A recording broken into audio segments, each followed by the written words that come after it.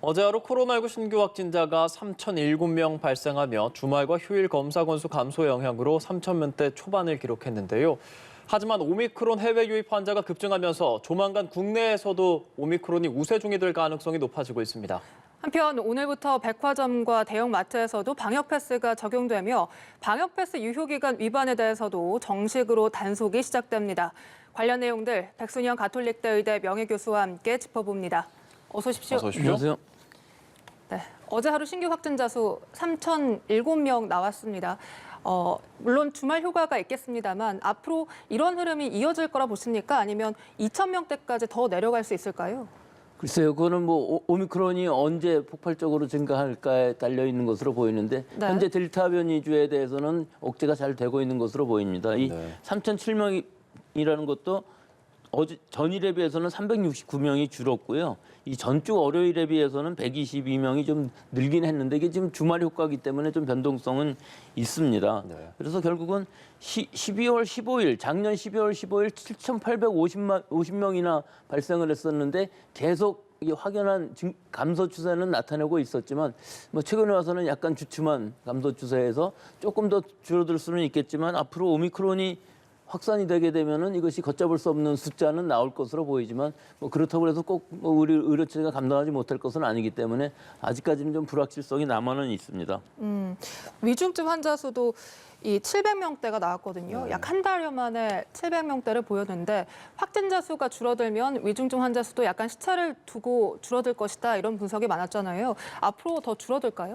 예, 그건 앞으로 좀 더 줄어들 것으로 보이는 것이 이 확진자의 수가 확진된 다음에 위중증이 되는 데는 적어도 일주일 이상 걸리고 또 거기서 사망하시는 데는 한 일주일 또 걸리기 때문에 시차가 분명히 있습니다. 그래서 한 2, 3주 차이를 두고 위중증 사망이 줄어드는 상황이기 때문에 지금 지난 2, 3주 전에 확진자 수의 경향을 보면은 점점 줄어드는 추세였기 때문에 네. 지금도 아마 더 줄어들 것으로 보이고 예. 오미크론이 많이 확산이 된다고 할지라도 사실은 위중증 환자 사망자 수는 그다지 많이 늘지는 않을 것으로 보이기 때문에 지금으로 봐서는 늘어날 개연성보다는 줄어들 가능성이 더 높아 보입니다. 그런 상황에서 이제 매주 월요일 코로나 위험도 평가 발표를 하잖아요. 지금까지 6주 연속으로 매우 높은 단계가 나왔었는데 이번 주 어떻게 전망하세요? 글쎄요, 지금 불확실성이 너무 높아서요. 숫자 자체로는 뭐 3,000명이지만 이제 내일 모레 수요일이 되면 또 한 1,000명 이상 늘어날 것이기 때문에 지금 상황으로 봤을 때는 우리 보수적으로 아주 매우 높음이 맞지 않은가 그렇게 생각합니다. 네, 이런 가운데 이 해외 유입 확진자가 역대 두 번째로 많습니다. 어제 이어서 오늘도 이틀째 두 번째로 많은 건데 이 아무래도 오미크론 유입자가 많습니다. 이 오미크론의 우세종화 시간 문제라고 보십니까? 예, 그것은 물론 시간 문제죠. 어느 나라든지 다 그렇고 일본의 경우만 보더라도 뭐 얼마 전에 몇백 명 하던 것이 수천 명, 8,000명 이상. 지금은 8,000명까지 올라간 상황이었는데 뭐 며칠에 2배씩 늘어나지는 않지만 또 전국적이지는 않지만 이것이 확산되는 속도는 굉장히 빠릅니다. 우리나라의 경우에 있어서도 지금 해외에서부터 유입되는 경우 지금 두 번째라고 말씀하셨는데 어저께 오늘 이렇게 3명 차이로 많은데 네. 사실은 전에 청해부대 때에는 해외에서 집단 발생이 돼서 그때가 제일 많았습니다. 네. 그 이후로 실제로 발생한 거로 보면은 해외에서 유입되는 사람들이 해외에 거의 그 가장. 오미크론이 굉장히 많이 확산되고 있기 때문에 지금 239명이라는 건 이제 엄청나게 큰 숫자이고 사실은 이 들어오는 사람들의 그 10명 중에 7명 정도는 오미크론이기 때문에 지금 전 세계적으로는 오미크론이 유행하고 있지만 아직 우리나라는 이 숫자만큼은 되지 않는 정도의 한 10% 정도의 비율을 차지하고 있기 때문에 네. 사실은 이 오미크론이라는 것이 다른 나라에서도 보면 이게 10%를 넘어가면서 아주 폭발적인 증가가 일어나기 때문에 네. 뭐 적어도 이번 달 말이나 다음 달 초 정도 되면은 50% 이상이 되는 우세종은 되지 않을까. 이것은 뭐 시간 문제로 봐야 될 것이 맞는 것이 지금 해외에서 들어오는 경우에 입국자들의 경우에 있어서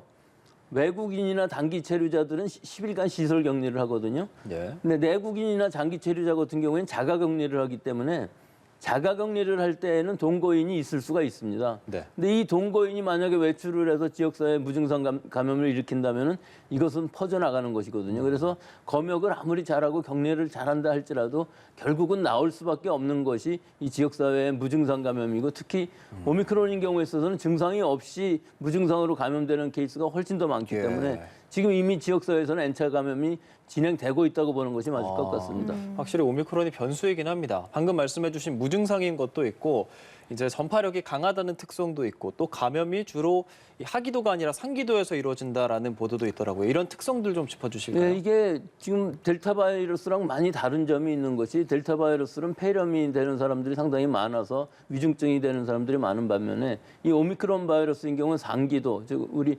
목이라든지 구강 또는 입 이런 데 네. 우리 호흡기의 윗부분, 우리가 숨 쉬는 부분들에서 윗부분에서 증식이 굉장히 활발해서 델타 변이주의 거의 70배, 100배 정도 증식을 할 수 있고 많은 바이러스를 배출하는 데 비해서 하기도, 즉 이 폐렴 같은 것들을 일으키는 것은 10분의 1 정도로 굉장히 낮다고는 합니다. 그렇기 때문에 증상 자체가 급격히 일어나고 아주 강력한 전파력을 가진 대신에 독성은 좀 약한 쪽으로 지금 진화가 되고 있는 상황이긴 한데 결국은 전파력이 어느 정도 강한 것이냐는 게 우리의 상상을 초월할 정도로 많은 환자들이 나오고 있고 네. 또 어떤 일정한 환경 안에서는 즉 밀폐된 환경에서 환기가 잘 안 되고 사람들이 거리가 가깝다면은 공기 감염으로도 감염될 수 있는 가능성이 있기 때문에 지금까지 나타난 어떤 변이주보다도 이 감염력, 전파력은 강할 것으로 보입니다. 네, 이렇게 감염력, 전파력이 높다고 말씀을 하셨는데 실제 부산에서는 일부 시내버스 운전기사들이 오미크론에 확진이 됐고 이 버스에 탄 승객 중 한 명이 확진이 됐다고 합니다. 그렇게 되면 이제까지는 델타 변이는 이 버스에서의 감염이 없었거든요. 이걸 어떻게 받아들여야 될까요? 없었다기보다는 사실은 뭐 역학조사가 거기까지는 못 찾아갔다고는 볼 수가 있죠. 우리 네. 아침에 출퇴근 시간에 보면은 엄청나게 많은 사람들이 버스나 지하철 안에서 밀접된 상황에서 다 마스크를 끼고 있으면서 네.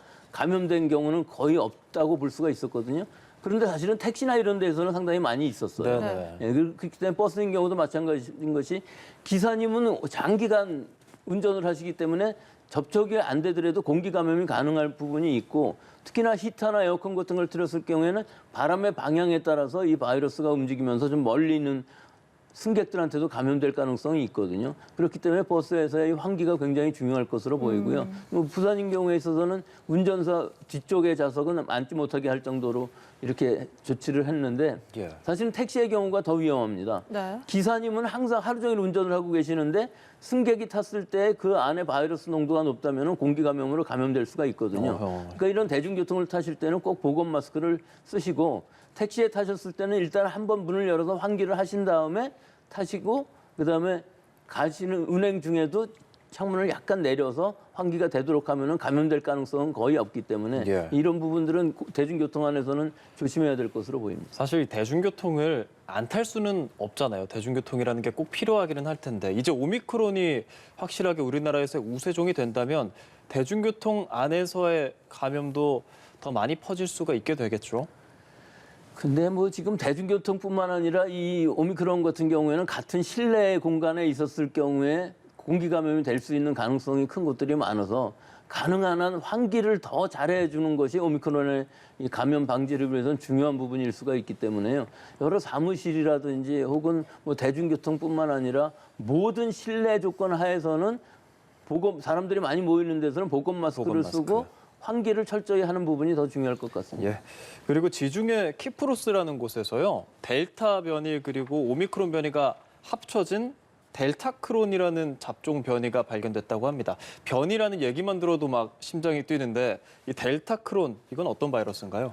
이게 뭐 아직 정체는 확실치는 않습니다. 근데 실제로 우리가 델타라는 바이러스를 지금 밀어내면서 오미크론이 우세종이 되는 과정에 보면은 두 개가 다 유행하는 시기는 분명히 있지 않겠습니까? 우리나라도 지금 오미크론이 많아지는 시기이기 때문에 오미크론도 있고 델타도 있기 때문에 한 사람이 델타에 감염되어 있을 때 오미크론이 중복으로 감염될 가능성은 충분히 있습니다. 그래서 두 가지 바이러스가 같이 존재할 가능성은 항상 있는 것인데요. 그렇군요. 뭐 그렇게 같이 있다고 해서 두 개의 잡종이 생긴다는 건 사실은 아니긴 한데 지금 이 바이러스는 델타 바이러스에 오미크론의 변이가 한 10개 정도 들어가 있는 상태의 잡종 변이다 예. 하는 것이고 이것이 전파력이나 독성에 관해서는 아직 알려져 있지 않지만 일단은 새로운 바이러스라는 것이 발견이 됐고 또 키프로스에서 한 25명 정도의 환자가 생겼는데 입원 환자 중에서는 11명, 일반인 중에 14명인데 입원 환자 중에서의 감염이 더 강할 것이다 이렇게 예측은 했는데 또 오늘 아침 연합에서도 보도하신 것처럼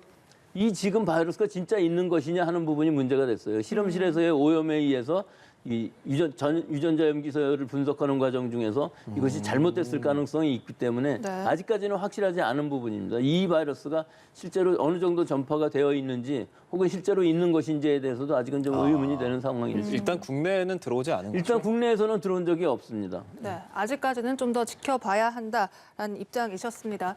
실제로 이 오미크론이 우세종인 미국과 유럽에서는 어린이 확진자가 크게 늘어나고 있습니다. 이 만 11세 이하 어린이들의 감염에 대한 걱정이 큰데요. 우리나라도 이 11세 이하 어린이들에 대한 백신을 접종을 시작을 해야 될까요? 네, 지금 검토 중에 있는 것으로는 보입니다. 일단 파이자의 백신이 3분의 1 용량, 즉 10마이크로그램으로 FDA 같은 데서 승인이 났고 유럽들에서도 접종을 하고 있기 때문에 우리나라에서도 아마 검토 중으로 보이는데요. 이 오미크론 바이러스의 특징이 어린아이들 사이에 있어서의 감염이 굉장히 크다는 것이 일단 역학적으로 특성이 나타나고 있어서 5세부터 11세 사이에 있어서 접종도 필요한 부분들이 있겠죠. 즉 이 연령층의 아이들은 감염이 되더라도 이 선천 면역들이 강하기 때문에 사실은 증상이 가볍게 지나가고 위중증이 되는 사람은 적기는 하지만 우리가 소아 청소년 다기관 염증 증후군이라는 거 그전에 있었는데 우리나라에도 사실 몇 명 케이스는 있었습니다. 그런데 이 어린아이에 있어서의 유행이 굉장히 많아지는 경우에 있어서는 이 성장기의 아이들이 감염이 되면서 또 이런 위험한 후유증 같은 것들이 있을 수가 있기 때문에 접종의 이득은 생기는 상황이지만 일반적으로 지금 우리나라 정도의 이 방역 상황에서는 꼭 맞을 필요까지는 없을 것으로 보이고 그 감염이 우려되는 아이들, 기저질환이 있는 아이들은 뭐 꼭 맞아야 되겠지만 그 이외의 아이들은 정상적인 면역을 가진 아이들의 경우에 있어서는 학부모님들이 생각하시기에 감염되는 것이 굉장히 위험하겠다 생각하시면 맞을 수가 있는 것이고 선택적으로 맞는 것이 좋다고 생각합니다. 예. 그리고 오늘부터 백화점과 대형마트에서도 방역 패스가 적용됩니다. 이게 정책 발표 때부터 혼자 마스크를 벗고 밥 먹고 커피 마시는 건 되는데 장 보는 건 왜 안 되냐 하는 논란이 있었거든요. 어쨌든 이게 시행이 되는 건데 교수님의 의견 여쭙겠습니다. 예, 일단 시행은 되지만 계도 기간이 있기 때문에 뭐 벌금을 매기든지 하는 건 다음 주부터 이루어질 것 같이 보이고요. 지금 말씀하신 대로 장을 보는 동안에 마스크를 벗는 사람은 지금 없는 것이고 또 항상 들어갈 때도 다 손 씻고 체온 검사하고 들어가서 또 장시간 그 안에서 머무는 사람도 없습니다. 그렇기 때문에 주의해야 될 부분은 지금도 아마 시식센터 같은 것들은 안 하는 것으로 아는데요. 그 안에 있는 뭐 푸드코트라든지 식당 같은 것들은 식당에 준해서 방역 패스를 하되 이런 백화점이라든지 또는 마트 같은 경우는 필수 시설일 수도 있거든요. 우리가 장을 보는데 여러 가지가 다 있어야 되는데 동네 슈퍼 같은 경우는 그런 부분들이 다 갖춰져 있지 않기 때문에 생활 필수 시설이라고도 할 수가 있어서 아직 뭐 논란의 여지는 있습니다만 제 개인적인 입장 생각으로서는 지금 한 6% 정도의 사람들이 예방접종을 안 받고 있는 상황인데 이 사람들을 보호한다는 목적이 물론 있기는 하겠습니다만은 이것을 지금 강제할 시기인가 우리의 유행 상황 정도라면은 사실은 이 정도 학원, 독서실이라든지 마트, 대형 마트라든지 백화점 정도는 아직까지는 좀 방역 패스를 시행하는 것은 좀 성급한 조치가 아닌가. 좀 우리 국민들하고 소통을 하면서 컨센서스를 이룬 다음에 결정하는 것이 맞았을 것으로 보이는데 지금 상황에서 보면은 아마 이 법원에서 결정을 할 것으로 보이는데 이것은 이번 주 안에 이 조치가 과연 가처분이 인용될지 안 될지는 결정이 날 것으로는 보입니다. 네, 실제로 말씀하신 대로 이 식당과 카페 등 다중 이용 시설에 대한 방역 패스 집행정지 신청 법원의 결정이 빠르면 이번 주에도 나올 수 있을 것 같고요. 다만 이번 법원의 결정 등에 관해서 이것이 자칫 백신 혹은 방역 패스 무용론으로 이어지지 않을까 이런 논란도 있습니다. 꼭 그건 그렇지는 않은 게 무용하지는 않죠. 필요한 부분에서는 유행 상황에 따라 분명히 방역 패스가 중요한 점은 있는데요. 사실 우리나라 지난 2년 동안의 이 방역이라는 것은 민주적인 방역이고 자발적인 방역이었었는데 이 방역 패스라는 것을 도입하는 것은 좀 강제성이 있는 것으로 보이는 부분이 좀 아쉬운 부분이 있죠. 특히 18세에서부터 49세 젊은 층인 경우 면역력이 정상적인 사람이라면 지금 3차 접종을 꼭 이렇게 맞아야 되느냐 하는 부분들도 논란의 여지는 분명히 있는 것이거든요. 네. 그러니까 이렇게 강제성을 띠는 것도 사실 연령대로 나누기도 어렵겠습니다만 50대 이상은 분명히 3차 접종하는 것이 굉장히 이득이 많습니다. 위중증으로 갈 가능성이 있기 때문에. 네. 하지만 2차 접종까지 받은 18세에서부터 49세 사이의 연령층이라고 그러면은 2차 접종만으로도 세포 면역이 충분히 남아 있기 때문에 혹시라도 감염이 된다 할지라도 위중증으로 갈 가능성이 굉장히 낮아서 그 3차 접종의 이득이나 또 3차 접종을 받았을 때 그 부작용을 비교해 보면은 꼭 이득이 더 크다고 얘기할 수도 없거든요. 예. 그렇기 때문에 지금 상황에서 방역 패스를 이 젊은 층에까지 전부 6개월이라는 시간을 적용한다는 것은 조금 더 고려해 봐야 되지 않을까 하면 저는 그렇게 생각합니다. 네. 그런데 젊은 층의 본인에게는 위험하지 않을지라도 이 전파 가능성이라고 할까요? 자신이 걸려서 고령층에게 전파할 가능성에 대한 위험에 대한 경고도 있지 않습니까? 그렇긴 합니다만은 지금 우리 18세 이상의 경우를 생각해 보면은 90% 이상들이 다 접종을 받았거든요. 불과 한 5, 6% 정도가 접종을 안 받은 것이기 때문에 전파 위험성이라는 것을 지금 얘기하는 것은 조금 무리가 있어 보이고요. 오히려 어린아이들에게 감염시키는 부분들은 문제가 될 수가 있기 때문에 어린아이들은 접종을 받을 수 없는 연령층에 있을 경우에는 그 주변에 있는 모든 사람들이 접종을 받음으로 해서 접촉을 감염된 사람하고 하지 않게끔 하는 것이 굉장히 중요한 시기라고 보겠습니다. 예, 방금 말씀해 주신 것처럼 지금 이제 백신 유효 기간이 오늘부터 적용이 됩니다. 그렇게 된다면 6개월, 2차 접종 후 6개월까지인데 3차 접종을 하지 않은 사람도 꽤 있는 걸로 알고 있거든요. 이 사람들 이제 방역 패스 사용 못 하는 겁니까? 그렇죠. 예, 6개월이라고 정해놨기 때문에 제가 생각하기에 아마 60세에서부터 74세까지는 8월 중에 접종을 받았거든요. 네. 예, 이분들이 이제 6개월이 지나가는 시기가 오기 때문에 이분들이 접종 완료가 안 되는 거죠. 3차 접종까지 받았어야 백신 패스, 방역 패스를 사용할 수 있는 것이고요. 젊은 층들은 사실 그거보다 좀 더 뒤에들 맞았기 때문에 뭐 거의 비슷한 시기입니다. 그래서 한 2월이나 3월 정도 되면은 지금은 대상이 34만 명 정도가 방역 패스가 무효가 되는 것으로 보이는데 예. 앞으로 시간이 가면 갈수록 이 3차 접종을 받지 않은 사람들이 방역 패스를 사용하지 못할 상황이 될 것으로 보여서 이것은 아마 지금 유행 상황에 따라서 조금 더 유행이 잘 잡히고 오미크론이 우리가 억제 가능하다고 또 의료 체제가 감당 가능하다고 하면은 이 방역 패스에 대해서는 특히 젊은 층에 대해서 강요하는 것은 좀 무리하지 않은가 그런 생각도 듭니다. 네. 그런데 이번 법원의 집행정지 결과를 보고 앞으로 3차를 맞을지 안 맞을지 결정하겠다 이런 분들도 많습니다. 그렇죠. 사실 지금 학원이나 이런 경우에 있어서도 가처분 인용이 된 이후에 후회하는 사람들도 많거든요. 맞았다고. 근데 후회할 것까지는 사실 없습니다. 예방접종을 받아서 이득이 상당히 큰 상황이고 유행이 커지면 커질수록 이득은 커지는 것이기 때문에요. 지금 상황에서 보면은 젊은 층들 중에서도 내가 좀 몸이 약하다고 생각하시는 분들은 예방접종을 맞는 이득도 굉장히 크기 때문에 굳이 뭐 인용이 되든 안 되든 그거와 상관없이 자기 주관대로 자발적으로 맞는 것이 중요한 것이고요. 특히 1차, 2차 접종을 안 받으신 분들이 훨씬 더 중요하죠. 미접종자들이 350만 명 정도나 지금 되고 있는데 이분들이 접종하는 것이 훨씬 더 중요하고요. 2차 접종까지 받으신 분이라고 하면은 3차 접종은 뭐 언제 받으시든지 6개월 지나는 시점 정도에서 결정해도 늦지 않다고 봅니다. 예. 그리고 이 백신을 의학적인 이유로 접종하지 못하시는 분들도 있고 특히 임신부 같은 경우는 이 태아에 갈 부작용 우려 때문에 상당수가 접종을 하지 않았다고 합니다.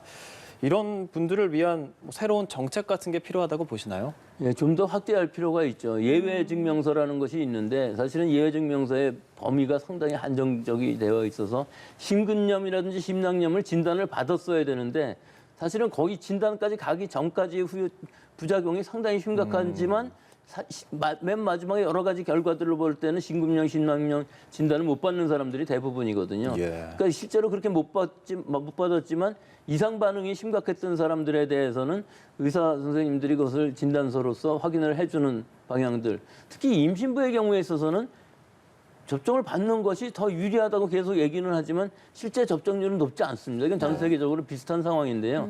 그런 경우도 산부인과 주치의 선생님께서 이 예외 진단서를 띄워줄 수 있는 근데 진단서를 가지고 사실은 이 예외 확인서를 따로 받아야 되는 상황이거든요. 예. 그렇기 때문에 이 부분에 대해서 좀 더 확대 적용을 해갖고서 이런 실제로 예방접종을 받지 못하는 사람들 즉 뭐 면역 질환이 있어 갖고서 면역 억제제를 또 먹고 있는 사람들도 있고 항암 치료 기간이 있는 사람들도 있고 하여튼 이런 부분들에서 불편이 되지 않게끔 이런 피해가 되지 않게끔 하는 확대 적용이 필요한 시기라고 보겠습니다. 네, 사실 이렇게 정부의 방역권과 이에 반발하는 움직임이 우리나라에만 있는 것이 아닙니다. 유럽 곳곳에서도 이 시위가 진행이 되고 있고 교수님께서는 전문가 입장에서 앞으로 어떤 식으로 조율을 해 나가야 된다고 보십니까? 제가 생각하는 거는 항상 이것이 탄력적으로 돼야 된다는 것이고요. 우리나라에서 방역이 잘 이루어지고 또 자발적으로 우리 국민들은 마스크 잘 쓰고 예방 접종률도 뭐 성인들의 경우에 있어서는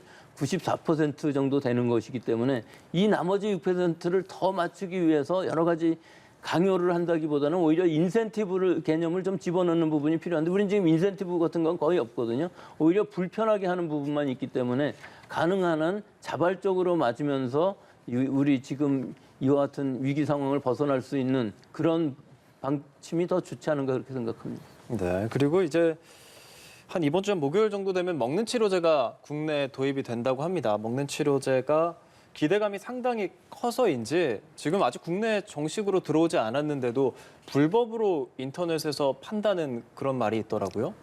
근데 그거는 불법으로 파는 건 사실은 이 팍스로비드가 아니고요. 네. 머크의 몰루피라비르 같은 경우에는 카피약을 승인을 해줬었거든요. 그래서 인도 같은 데에서 실제로 만들고 있고 이 카피약들은 사실은 카피약뿐만 아니라 몰루피라비르 자체가 우리나라에서는 아직 승인을 안 한 상황이기 때문에요. 이것을 뭐 수입해서 쓴다는 것 자체가 좀 불법인 부분들이 분명히 있는 것이고요. 특히 이 팍스로비드 같은 경우에는 효과가 굉장히 좋죠. 네. 88% 정도 5일 이내에 투약받았을 경우에 88%의 중증 예방 효과가 있기 때문에 이것이 굉장히 우리 의료체제의 부담을 줄일 수 있는 부분이 있습니다. 환자 수가 많이 늘어난다 할지라도 10명 중에 1명 정도만 위중증으로 갈 정도로 막아줄 수 있다면 의료체제 부담은 상당히 경감될 수가 있는 것이죠. 하지만 우리나라 지금 목요일 날 들어온다고는 하지만 초기 도입 물량은 아마 2만 명분 전후가 될 것으로 보이기 때문에 지금의 유행 상황이라고 그러면 하루에 한 1,000명 정도 투약을 할 수 있다면 한 3주 정도 투약을 할 여유가 있기 때문에 그 3주 안에 새로운 수급이 돼서 계속 원활하게 수급만 잘 될 수 있다면 확진자가 좀 2만 명, 3만 명 나온다 할지라도 실제 병원에 입원하는 사람들은 상당히 많이 줄일 수 있는 즉 초기 치료가 굉장히 중요하고 그 초기 치료를 하기 위해서는 5일 이내에 투약을 해야 되기 때문에 네. 조기 진단하고 초기에 투약할 수 있는 이런 시스템이 마련되어야 할 것이고 이것들도 확진자들이기 때문에 배송하는 시스템 같은 것들도 잘 만들어줘야 되겠습니다. 네. 초기에 이렇게 진단하고 배송하는 시스템이 잘 확립이 되려면 PCR 검사뿐만 아니라 뭐 신속 항원 검사 이런 것들 도입이 필요하겠죠? 그렇죠. 뭐 그것은 상당히 한정적이라고 봐요. 우리나라에서는 75만 명 정도의 PCR 진단 검사 여러 개 있기 때문에 제한적으로 가정에서도 충분히 진단을 할 수 있는 즉 한 번 진단 검사가 아니라 시차를 두고서 2번 정도를 함으로 해서 사실은 양성률을 굉장히 높일 수가 있거든요. 근데 그 양성이 된 다음에도 꼭 PCR 진단으로 확진을 받아야 되는 상황이기 때문에 네. 집에서 자가 검사해서 양성이 되었다고 이 팍스로비드 같은 걸 투약받을 수는 없는 상황인데 네. 사실 이 투약 대상 자체도 12세 이상 40kg 이상의 기저질환이 있는 사람들은 전부 대상이 될 수가 있는데 우리나라 같은 경우에 있어서는 사실은 60대 이상의 고령층 중에 기저질환이 있어서 중증으로 갈 위험성이 높은 사람들인데 여기에 이제 한 가지 더 붙일 수 있는 것이 미접종자들이 위중증 갈 확률이 높지 않습니까? 네. 그럼 미접종자들도 우선 대상이 돼야 되는데 이 일반 시민들의 이 생각으로는 미접종한 사람들까지 줄 필요가 있냐 이렇게 생각하실지는 모르겠지만 일단은 의료 체제의 부담을 줄이기 위해서는 이 예방 접종 유무가 굉장히 중요한 하나의 사유가 될 수가 있기 때문에 아마 고령층이면서 미접종자 고위험성의 기저질환이 있는 환자들을 대상으로 일단은 투약이 될 것으로는 예상합니다. 예. 그 불법으로 지금 국내에서 유통되는 것이 이 몰루피라비르의 인도에서 복제된 약이라고 말씀을 해주셨잖아요. 그렇다면 이 머크사의 약이 우리나라에서는 뭐 승인이 현재는 안 되고 있으니까 언제쯤 될 걸로 보십니까? 글쎄 이건 반반일 것으로 보이는데요. 이 파이자의 팍스로비드가 물량이 부족할 경우에 쓸 수 있을 것으로는 보이는데 효과도 30% 미만인데다가 암이라든지 기형 같은 부작용 이슈도 있었기 때문에 사실은 처방을 받는 사람의 입장에서도 나 그거 아니고 팍스로비드 달라고 얘기할 개연성이 충분히 있거든요.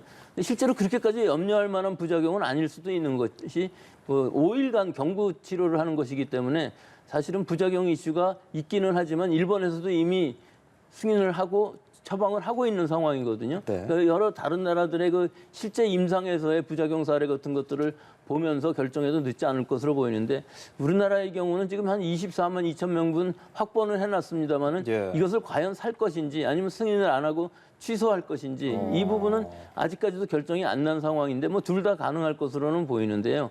실제로 76만 명 정도의 팍스로비드가 확보가 됐다고 하면은 굳이 몰누피라비드를 쓸 이유가 있나 하는 생각도 듭니다. 네. 그리고 정부가 이번 주에 이 먹는 치료제 계획을 발표합니다. 구체적인 투약 대상 등을 발표할 것으로 보이는데 조금 전에 미접종자 고위험군부터 먼저 투약을 해야 된다 말씀하셨잖아요. 구체적으로 우선순위를 어떤 식으로 배분해야 된다 보십니까? 예, 제일 먼저 판단할 것이 환자 분류에서 고위험군인 사람들은 우선 투약 대상이 되겠죠. 이것도 상당히 어려운 부분일 수가 있는데요. 네. 사실은 젊은 층이라고 하더라도 기저질환이 있거나 사실은 면역 억제가 되어 있는 상황인 사람들은 상당히 고위험군에 속할 수가 있기 때문에 연령에 상관없이 위험도에 따라서 먼저 처방이 돼야 될 것으로 보이는데 이것을 과연 일괄적으로 잘 분류를 해서 우선순위를 정할 수 있을까 하는 것은 지금 지침을 만들고 있는 중이기 때문에 발표하면 알겠습니다만은 뭐 대부분은 우리나라의 경우에 있어서 60대 이상의 고령층들이 위험도가 높고 위중증하고 사망하는 가능성이 높기 때문에 젊은 층보다는 고령층에서의 그 처방이 우선되지 않을까 그렇게 생각합니다. 네, 이 먹는 치료제가 국내에 도입되면서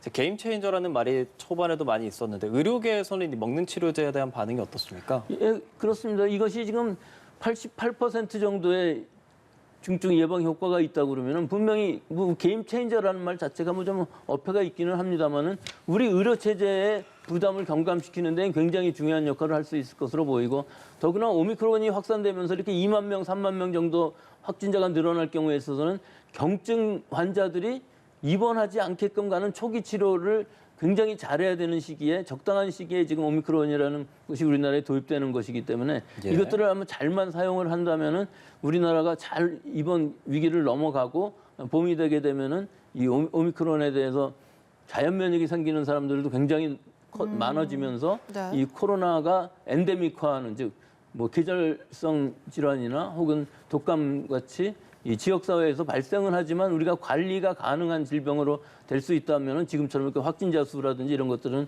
신경을 안 써도 되겠죠. 네. 그러면 먹는 치료제가 도입이 되고 3차 접종률도 올라오면 거리두기 완화로도 이어질 수 있다는 말씀이시죠? 예, 그거는 이제 확진자의 수의 문제가 아니라 오미크론이 되게 되면은 입원율이라든지 위중증환율, 사망률들을 과연 얼마나 떨어뜨릴 수 있느냐 하는 것들이 굉장히 중요할 것으로 보이고요. 네. 일단 초기 목표는 환자들이 중증화되지 않는 것을 최고 목표로 삼고서 조기 진단, 조기 치료를 하면서 입원율들을 떨어뜨리고 또 중증화율을 떨어뜨리면서 전체적으로 관리가 잘 된다면은 나중에는 이 확진자의 수가 문제가 안 될 상황도 분명히 올 것으로는 봅니다. 예, 좀 긍정적인 상황이 왔으면 좋겠는데 지금의 강화된 거리두기 이번 주말까지 시행이 됩니다. 이제 정부가 이번 주부터 논의를 시작한다고 하는데 앞으로 어떻게 될 거라고 예상하세요?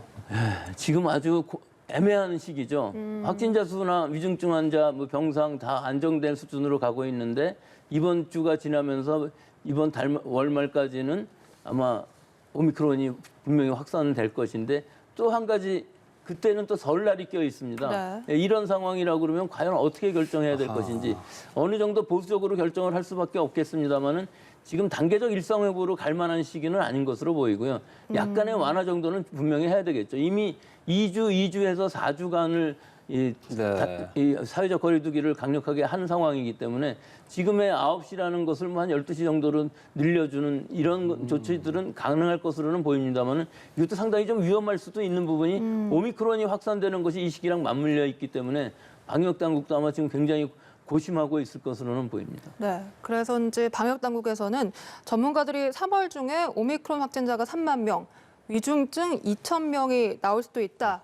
이런 전망도 내놨더라고요. 교수님께서는 어떻게 전망하십니까? 그러니까 그런 숫자가 나오는 게 중요한 것이 아니고 그런 숫자까지 가지 않게끔 천천히 발생하게 하는 이 속도의 문제가 있을 수가 있겠죠. 예. 또 위중증 환자 2,000명이 나온다 그러면 사실은 위기 상황입니다. 네. 위중증 환자 2,000명이라는 것은 팍스로비드라는 것이 막아줄 수 있을 것으로 보여서 적어도 2,000명까지는 가지 않고 1,000명대 수준에서 아마 이 위기가 넘어갈 수 있지 않을까 저는 그렇게 긍정적으로 생각하고 있는 중입니다. 네, 지금 또 병상 가동률이 50%대로 내려왔잖아요. 이렇게 50%대로 내려온 것이 충분하다 보십니까?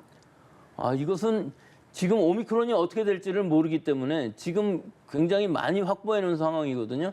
추가 확보하고 위중증 환자가 줄어서 50% 이하로 내려오긴 했습니다만은 이 체제는 당분간은 좀 유지를 하면서 오미크론의 확산에 대비를 해야만 이 위기 상황이 오지 않지. 또 제일 중요한 것은 일단 환자들이 갈 수 있는 병상, 즉 재택치료나 생활치료센터에서 증상이 악화됐을 때 갈 수 있는 병상이 비어있지 않다면 상당히 중요한 문제가 될 수가 있는 상황이고요. 확진자가 늘어나게 되면은 사실은 타과 진료도 굉장히 중요할 수가 있습니다. 뭐 이가 아프다든지 뭐 뇌졸중이 생겼다든지 심장마비가 갑자기 왔을 때 이것을 빨리 이송을 하면서 갈 수 있는 타과 진료가 원활히 이루어져야만 우리가 일상생활을 할 수가 있는 것인지 확진자가 2, 3만 명이나 되는데 병원을 가지 못하면서 골든타임을 놓쳐서 사망하는 사람이 생겨서는 안 되겠습니다. 예, 지금까지 백순영 가톨릭대 의대 명예교수와 코로나19와 관련한 이야기 들어봤습니다. 오늘 말씀 고맙습니다.